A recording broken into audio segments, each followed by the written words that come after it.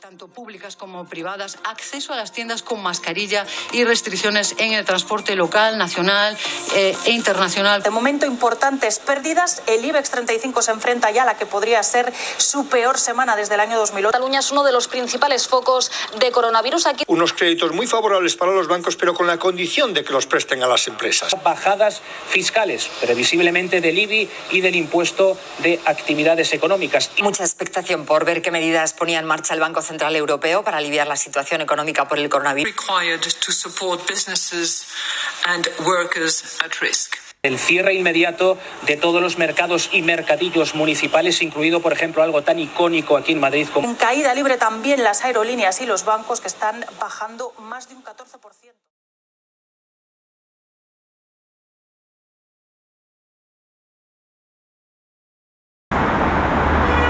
La mascarilla no es lo único que vino para quedarse, también lo ha hecho la crisis económica. El PIB ha caído un 11% en 2020 y ya son 900.000 los trabajadores que se encuentran en ERTE. Además, el paro asciende a los 4 millones y se espera que no se recupere hasta 2025.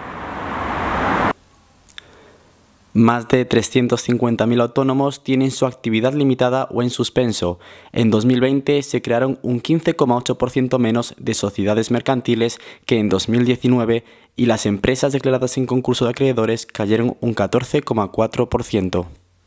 España tiene un problema, y es que los sectores que tiran de la economía española son sectores muy propensos a ser afectados por la pandemia. Todos los sectores que son servicios de hostelería, restauración, turismo, comercio minorista. La pandemia se centra en dos tipos de entornos. Uno es el entorno del consumo social, cuando consumimos con otras personas, cuando nos reunimos para tomarnos una cerveza, y el consumo en el puesto de trabajo.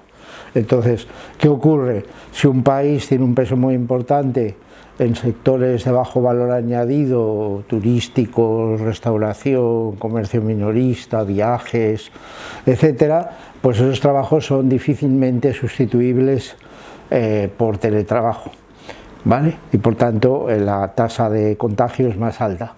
En segundo lugar, pues los sectores donde hay más contacto social, como son estos, son los sectores donde la gente se preocupa de no tomar parte, y por tanto la economía española, con un peso tan alto el sector de servicios, en España los servicios ocupan el 75% de lo que producimos cada año.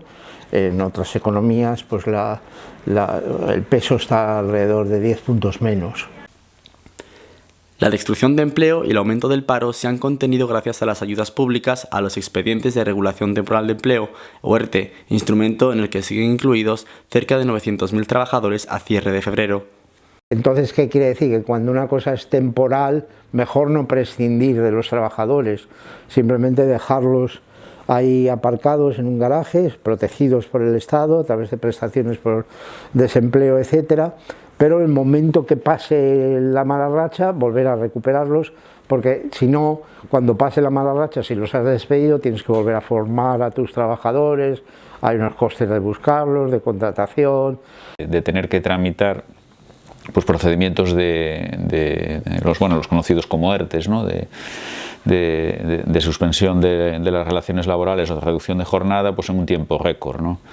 Estamos hablando de que, bueno, depende un poco de la asesoría, del despacho de abogados, pero a lo mejor alguna asesoría ha tenido que, sus empresas han pasado a situación de ERTE, pues a lo mejor el 50% de las empresas, a lo mejor en alguna el 30%, a lo mejor en alguna incluso el 60%, el 70%. En cualquier caso, una cantidad ingente de expedientes que hubo que resolver en un tiempo récord, ¿no? Pues mientras otros países se especializan en sectores tecnológicos de mayor alto valor añadido, pues España siempre se concentra en ese nicho de bajo valor añadido.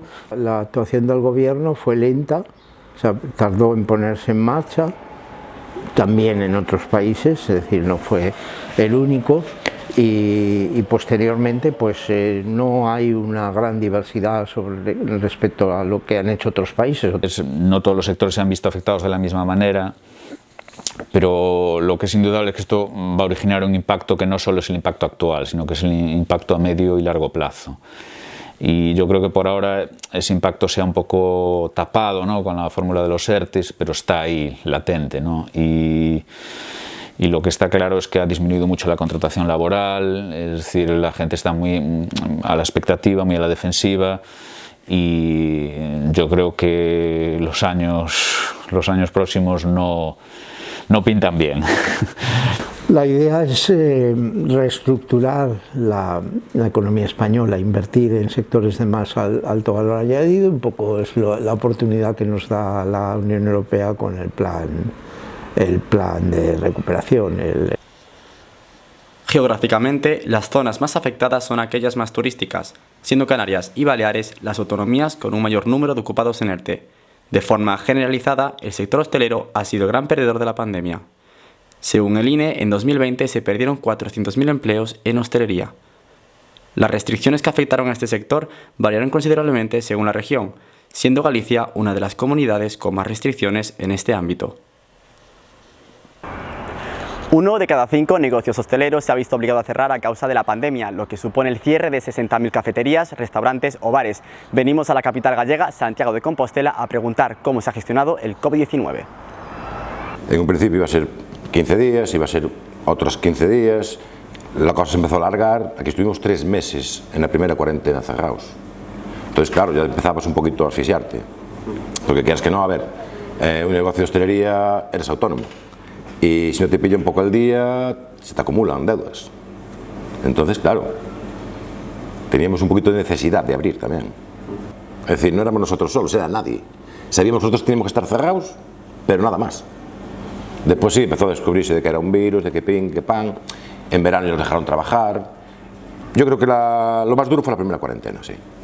Nosotros sí supuso una pérdida ya no de la pérdida de ingresos, lo que dejas de facturar, sino la pérdida de ahorro, porque has tenido que asumir pues los gastos corrientes de un negocio y los tuyos, porque tenemos una manía muy buena que es la de comer todos los días y los gastos y vestirte y bueno, vivir en general, y todo eso salió del ahorro. O sea, había mucha gente, sobre todo en Santiago, por eso, por el peregrino, de que tenía como la esperanza que en el 2020-21 pues venía el Xacobeo y iba a ser pues como, ¿sabes?, el agosto, íbamos a salir, nos íbamos a forrar todos, y la gente apostó mucho a eso.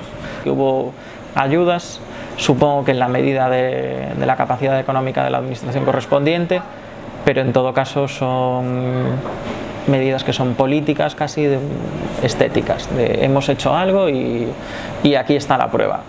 Pero realmente para cualquier negocio que te den una ayuda a fondo perdido de 1.000 euros no te supone nada, te supone pagar a lo mejor un recibo de la luz.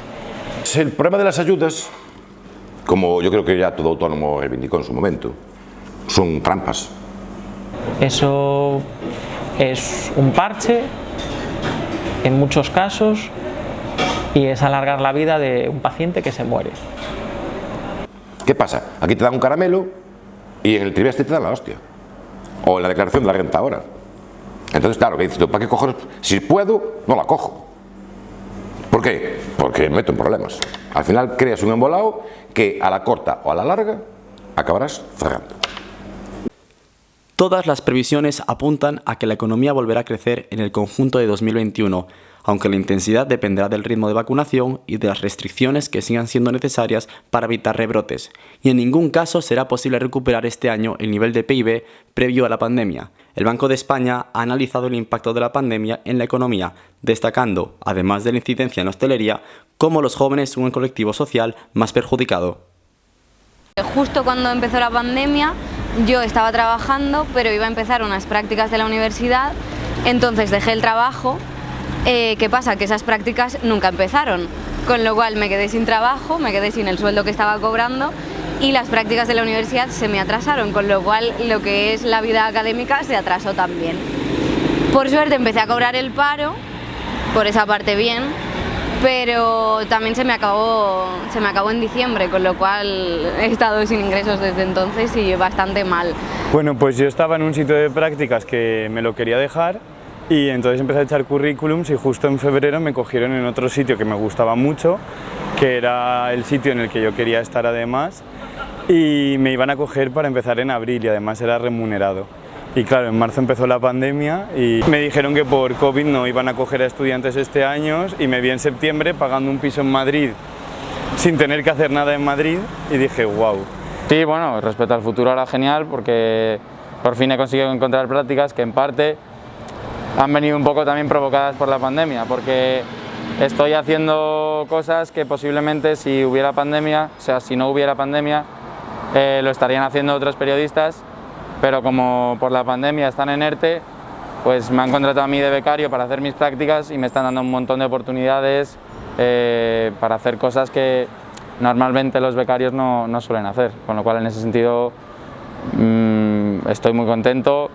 Pues mira, justo cuando empezó la pandemia yo estaba pendiente de unas sesiones de trabajo como monitora de ocio y tiempo libre y justo el día 12, yo la tenía el día 14, la sesión, y el día 12 me comunicaron que no iba a hacerla porque claramente no iba a haber niños que asistieran. ¿Qué pasa? Que al principio me dijeron que era solo como temporal de una semana o dos, que luego lo iban a retomar en verano, porque no sé qué. Ok. ¿Qué pasa? Que yo luego comuniqué las incidencias a la empresa, a mi coordinadora superior, y me dijeron que no, que la empresa había quebrado.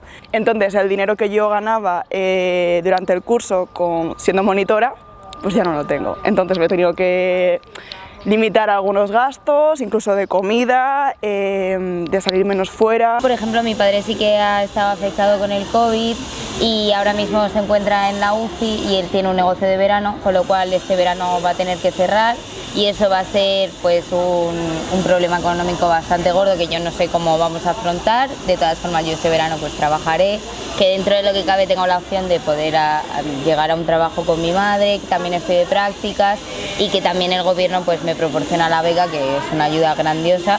Pero sí, no pensaba que me iba a afectar el COVID en este aspecto y la verdad que puede venir en cualquier momento y no te lo puedes esperar y hay que estar preparados y siempre con buena actitud. Yo ahora que me encuentro intentando buscar algo para verano, son todas negativas de no acogemos estudiantes porque estamos de teletrabajo o cierran los medios porque falta presupuesto y no se lo van a gastar en prácticas o a lo mejor me ofrecen algo de teletrabajo y si son mi primer contacto con el mundo laboral, yo prefiero algo presencialmente, que pueda ir practicando, viendo cómo trabajan y me corrijan al momento, no en mi casa, no siento que esté realizándome. El futuro laboral en este país, sinceramente, lo veo en nuestro ámbito bastante negro.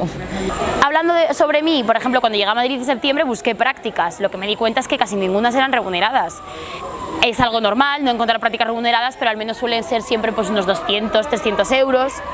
Finalmente, gracias a esto, a que me propuse que si cogía unas prácticas las quería coger remuneradas, pude hacer prácticas de octubre hasta enero en una empresa de comunicación corporativa que me pagaron 400 euros al mes. Pero ¿qué me di cuenta yo estando de prácticas en esa empresa? Que ante la situación económica que tenía la empresa, solo estaban cogiendo a gente de prácticas. ¿Por qué? Se aseguraban un mismo trabajo, pero con un menor sueldo hacia esa gente, entonces menos gasto. Vivir una vida acorde a nuestras costumbres previas, pues hemos tenido que adaptarnos y cambiar en nuestro estilo de vida, evidentemente, ya que las cosas no están muy bien y tiene pinta de que seguirán así un par de años más. Lo que hemos notado principalmente es comer o cenar fuera, sí que nos hemos reducido las veces que hemos salido, ¿no? Y tema pues quedadas con amigos, viajes y sobre todo perspectivas de futuro también hemos tenido que calmarnos un poco en ese aspecto. España afronta un escenario en el que la vacunación supone el punto de partida hacia una recuperación primero sociosanitaria y después económica. Una recuperación que, según apunta el exministro de Industria Miguel Sebastián, va a ser asimétrica e incompleta, debido a los interrogantes de una coyuntura en la que Europa es novata. La salida de la crisis será más estable cuanto más inclusiva sea socialmente la vacuna y cuanto más se asiente en el consenso político. Como dice Sebastián, no hay dilema entre economía y salud. Los países que antes aborden la salud tendrán un mejor resultado económico.